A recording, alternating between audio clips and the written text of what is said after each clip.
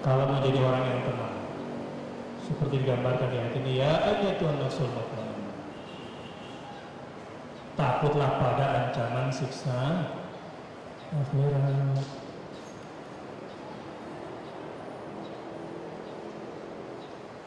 Yang mana ancamannya? Lihat ayat ini.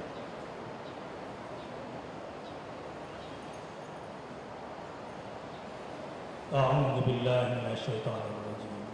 كلا إذا دكت الأرض دكا دكا وجاء ربك والملك صفا صفا وجيء يومئذ بجهنم يومئذ يتذكر الإنسان وأنى له الذكرى يقول يا ليتني قدمت لحياتي فيومئذ لا يعذب عذابه أحد ولا يوثق وثاقه أحد يا أيتها النفس المطمئنة ارجعي إلى ربك راضية مرضية فادخلي في عبادي وادخلي جنتي. Baik, lihat orang-orang beriman itu takut pada ancaman Allah Subhanahu wa Ta'ala. Kenapa? Karena dia tahu yang namanya penyesalan selalu di belakang, nggak ada penyesalan itu di depan. Makanya cuma orang bodoh yang menyesali di belakang. Apa gunanya menyesal di belakang? Udah kejadian kok. Bagusnya adalah peka terhadap peringatan Allah.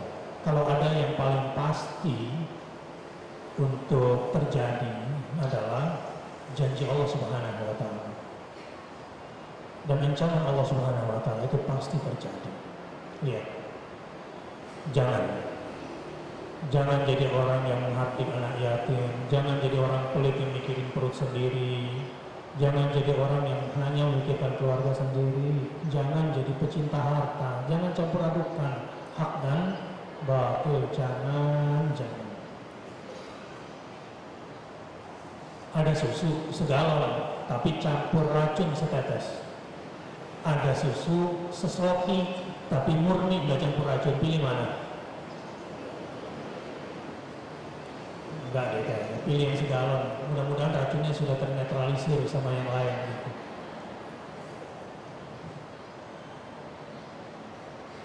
Baik, jamaah rahmatullah. Pokoknya merasa cukuplah dengan yang halal. Merasa cukuplah dengan yang diberikan oleh Allah Subhanahu wa Ta'ala. Merasa cukup. Kalau nanti dapat harta, jangan terlalu girang.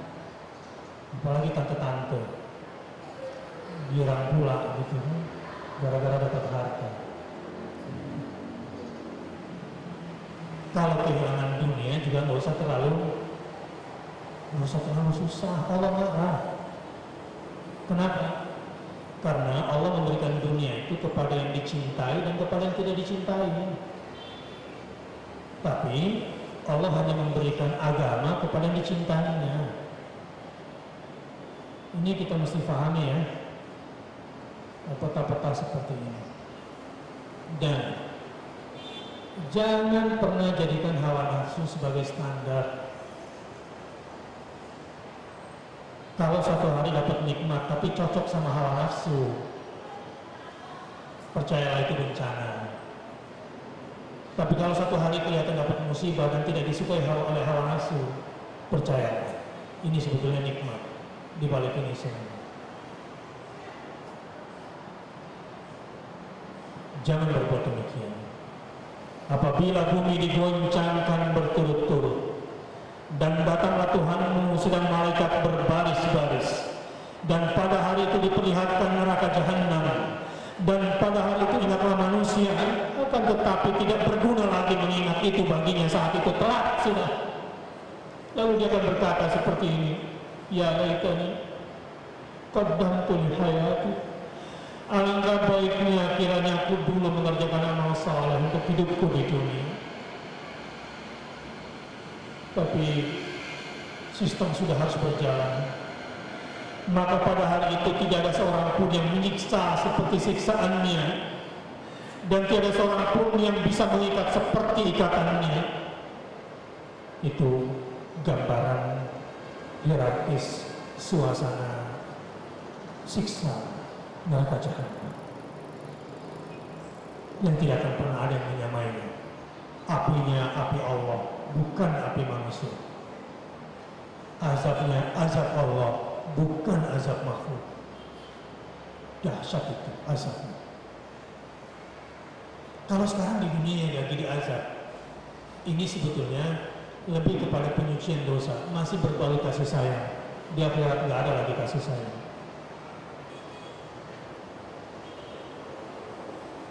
Waktu saya suruh anak saya dan dia sambil nangis, dia pikir bapaknya galak banget. Enggak, sebetulnya bapaknya mau nangis saat itu sebetulnya.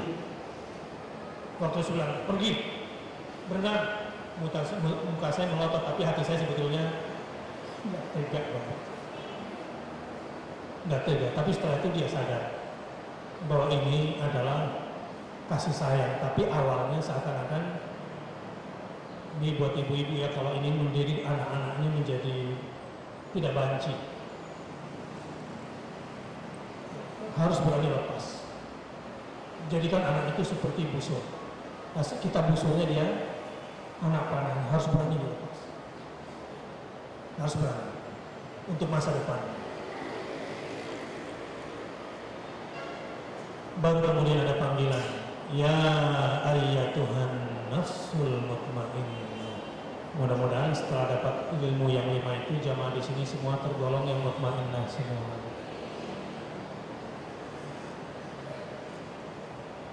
Ini ya ayyatuhan nafsul mutmainnah. Baru kemudian irji'i ila rabbiki radiyatan mardiyah. Kita lihat tafsir Jalalainnya.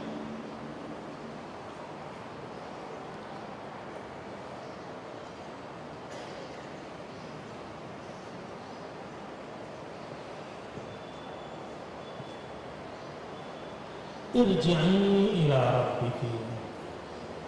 Setelah punya sifat yang 5 itu, Allah ajak. Jadi yang boleh kembali kepada Allah, yang terpilih menjadi nafsul mutmainnah adalah orang-orang yang sudah punya 5 sifat di atas. Perkataan ini diucapkan kepadanya sewaktu ia menjelang mati. Digambarkan dalam riwayat hadis, nanti ada malaikat yang akan mengunjungi kita insya Allah dan berkata kepada ibu-ibu dan bapak-bapak, ya ayyatuhan nafsul mutmainnah. Ingat-ingat ya, bentar lagi mati ini sendirian.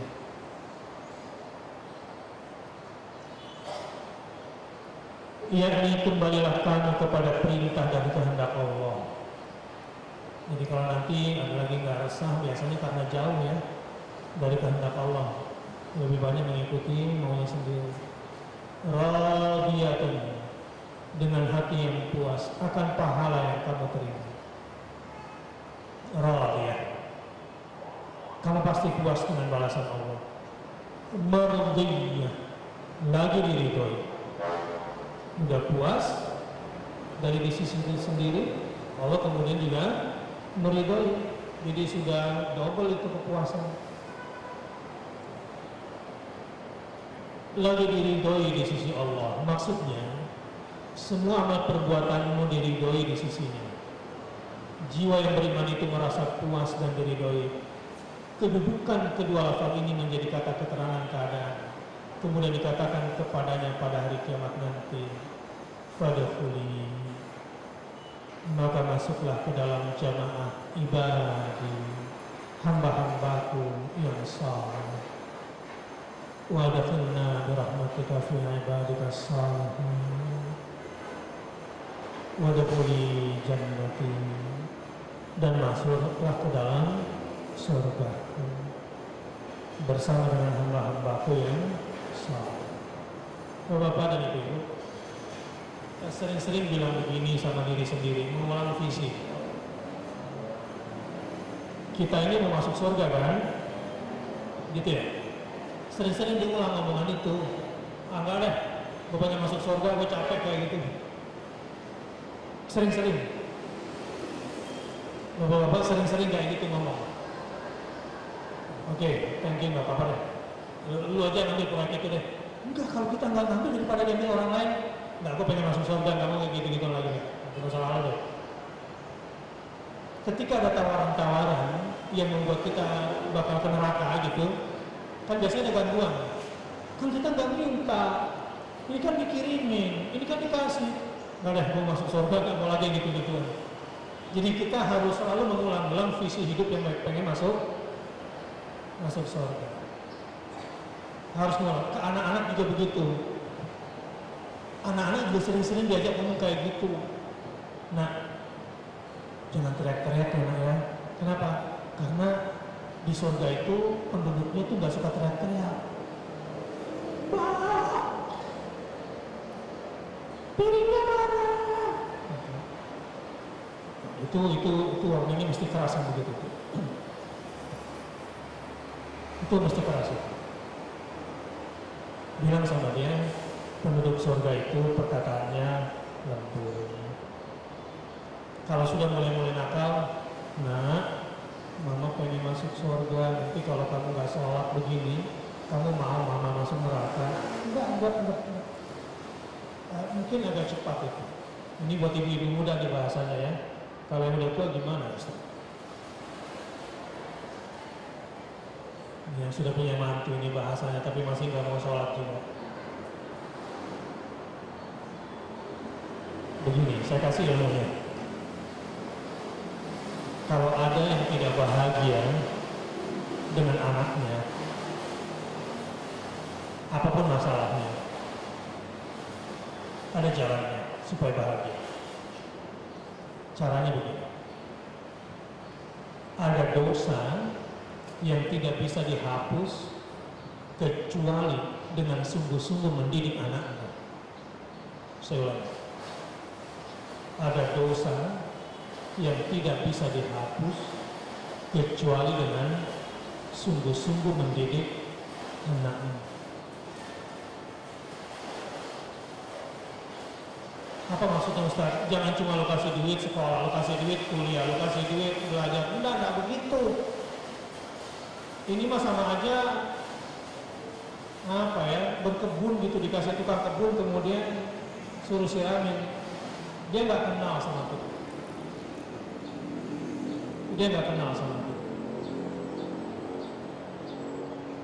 Saya sengaja didik juga anak saya punya piaraan. Merpatinya banyak, ada juga kucingnya, ada juga ayamnya, ada juga merahnya semua. Cuma kudanya yang nggak boleh saya taruh di situ. Saya mau dia berkuda dan harus pengalaman jatuh dari kuda. Sebetulnya saya mau ini lawan.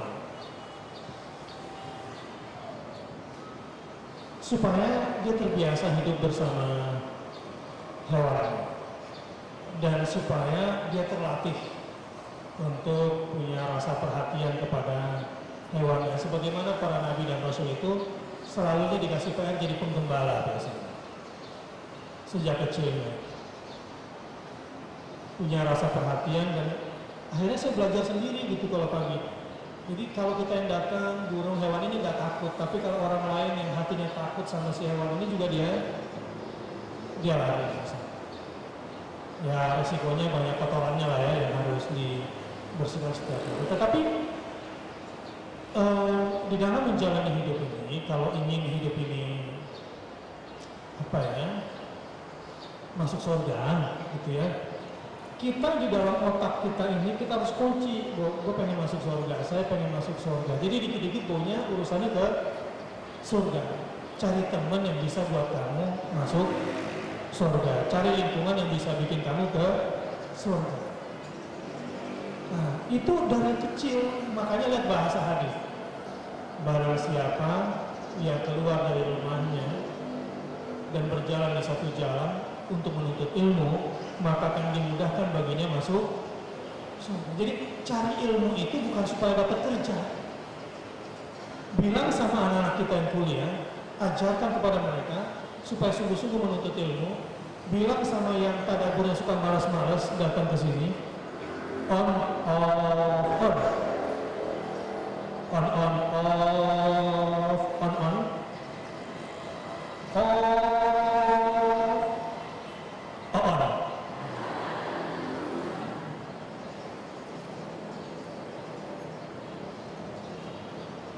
Orang yang menuntut ilmu di jalan, ya, sampai satu tempat sebetulnya sedang dimudahkan masuk. Sahhalallahu lahu tariqan ilal jannah. Begitu juga memberi makan kepada orang lain supaya mudah masuk surga. Gak apa-apa, Ustaz, jadi tendensius dong Ustaz. Perbuatan baik kita kok kayaknya pengen surga deh. Bukankah ada doa seorang wali, Tuhan, jika aku berbuat baik karena ingin mendapatkan surgamu, jauhkan aku dari surgamu. Tuhan, jika aku meninggalkan keburukan karena takut pada nerakamu, jelaskan aku kepada nerakamu. Iya, itu sisi Robi Al-Adawiyah, levelnya nggak kayak lu. Itu bukan hadis. Itu syair. Itu syair motivasi. Tapi Allah yang janjikan, kan Rasul yang bilang, barang siapa berjalan di satu jalan untuk menuntut ilmu, maka dimudahkan untuk masuk surga. Udah betul dari rumahmu ke Pondok Indah mau ngaji, mau dibelokin. Karena hari ini sale terakhir. Hanya sampai jam 12. Hari Selasa sampai jam 12. Kemana dulu? Ke surga dulu atau ke neraka dulu?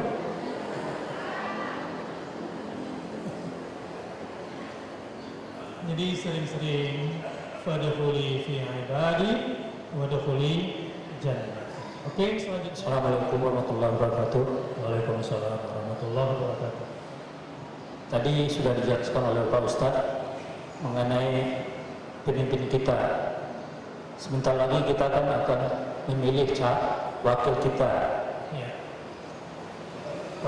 Kami tentu sangat bingung sekarang ini. Ya. Sebagai orang Islam tentu memilih kendaraan Islami.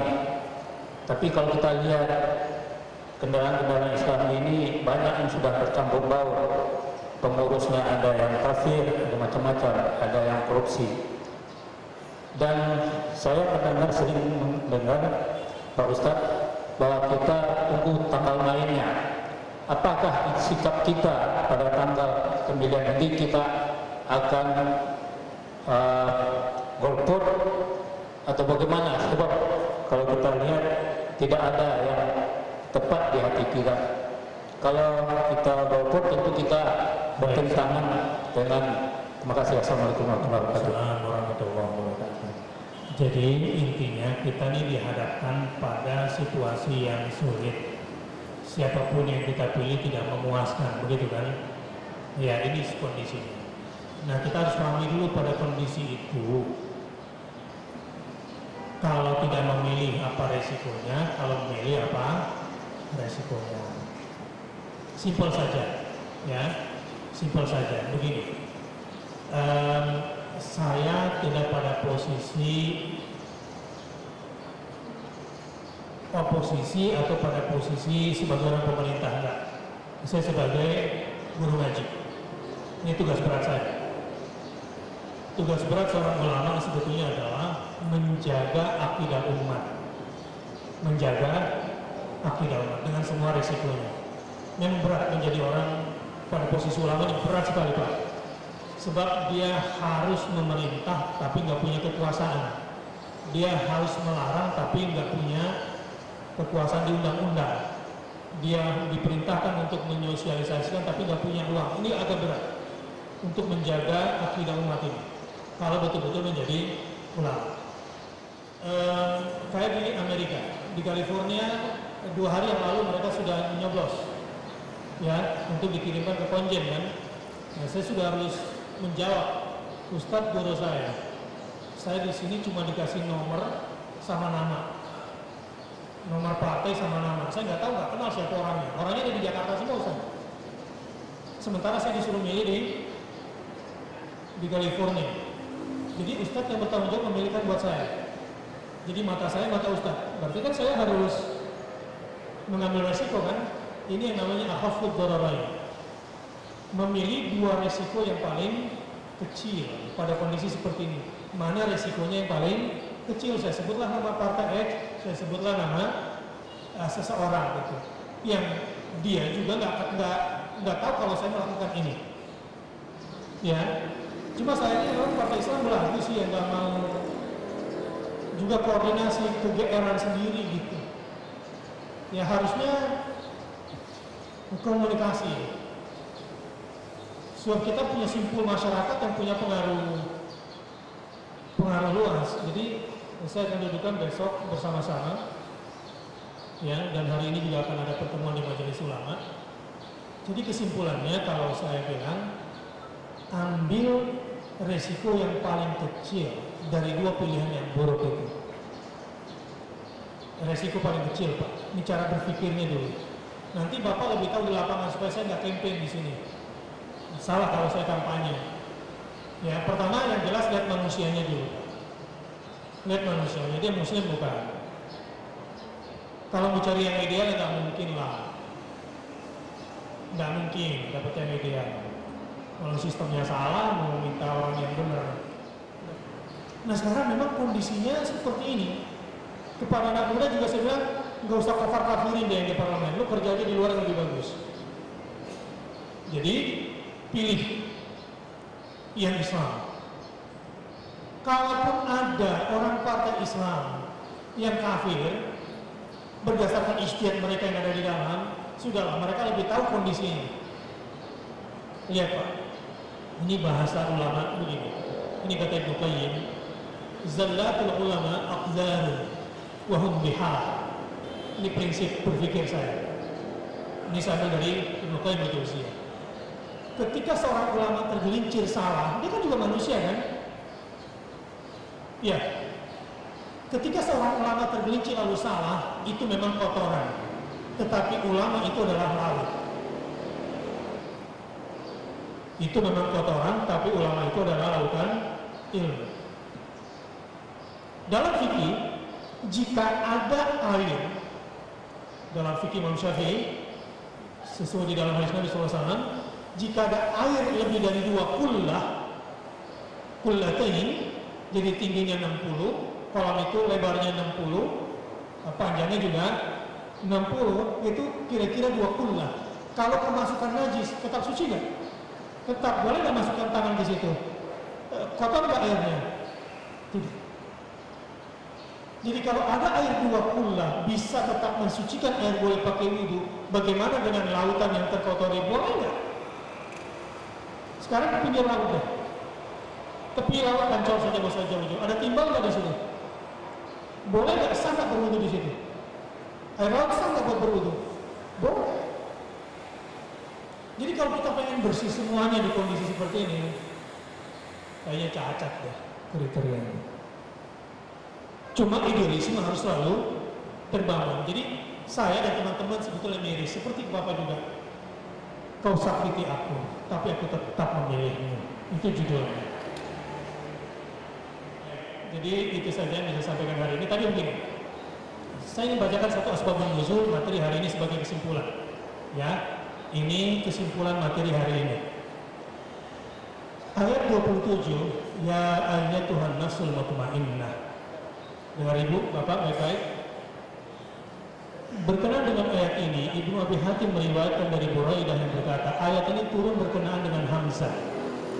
Dari Juwaybir, dari Ad-Dhahhak, dari Ibnu Abbas juga diriwayatkan bahwa Rasulullah SAW pernah berkata, siapa yang membeli sumur rumah yang dengannya ia mendapatkan air yang tawar, maka Allah Subhanahu wa taala akan mengampuninya. Utsman bin Affan lantas membeli sumur itu. Rasulullah SAW lalu berkata, apakah engkau bersedia menjadikannya sumur umum, tempat semua orang mengambil air? Utsman menjawab, iya. Terhadap sikap Utsman ini, Allah Subhanahu wa taala lalu menurunkan ayat, hai jiwa yang tenang. Assalamualaikum warahmatullahi wabarakatuh.